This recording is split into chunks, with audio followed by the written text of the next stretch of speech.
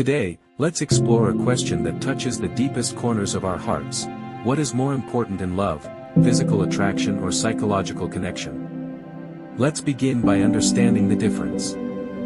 Physical love is that overwhelming moment when your heart races just by looking at someone. It's that sudden rush, the hormones, the chemistry, that magnetic pull. You feel like, I want to be close to this person. I can't control it.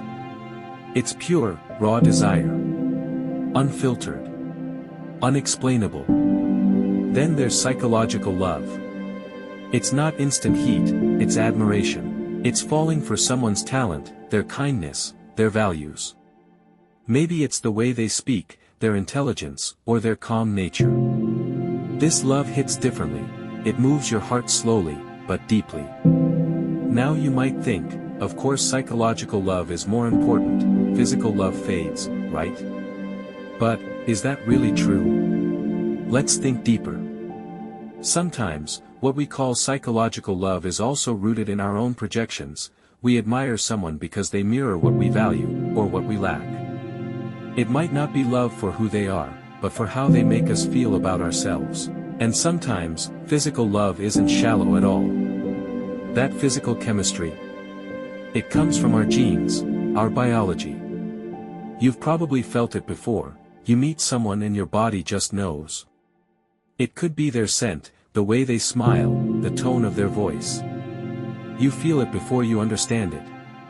That kind of chemistry isn't something you can fake or force. It's not logical. It's instinctive. But here's where it gets interesting. The ideal love isn't choosing between physical or psychological love. It's when the two overlap. It's when someone's presence touches your body and your soul, when the physical connection draws you in, and the emotional bond makes you stay. That's the kind of love that becomes stable and lasting. Let's look at real-life relationships. Some couples start with fireworks, intense physical attraction. But if there's no emotional connection, it burns out fast. Others fall in love logically. He's hardworking, responsible, stable. But when the spark is missing, even the most perfect person starts to feel distant. So what happens? People grow apart. Or they stay, but feel empty. Because love needs more than checklists. It needs connection, on all levels. Here's a truth we often forget: you should never be afraid of a breakup. Why? Because losing someone doesn't mean losing yourself. The worst kind of relationship is the one where you give and give, but still feel empty. A one-sided effort will never build something balanced. So sometimes, we need to pause. Step back. Allow space and silence. Not to punish, but to see clearly, who's really there for you. And when you do that, you're not being cold, you're being wise. You're choosing to invest only in what truly gives you joy and peace. Have you ever thought you lost the one? Felt like the pain was too deep to heal? But maybe, just maybe, you didn't lose love. You avoided heartbreak that would have broken your spirit even more. Sometimes, the universe removes someone not to hurt you, but to protect you. And in the process, you learn something powerful: you are whole, even alone. Your beauty, your worth, your light, none of it fades just because someone walked away. A high-value woman knows this. She doesn't chase. She doesn't beg. She doesn't lower herself to be chosen.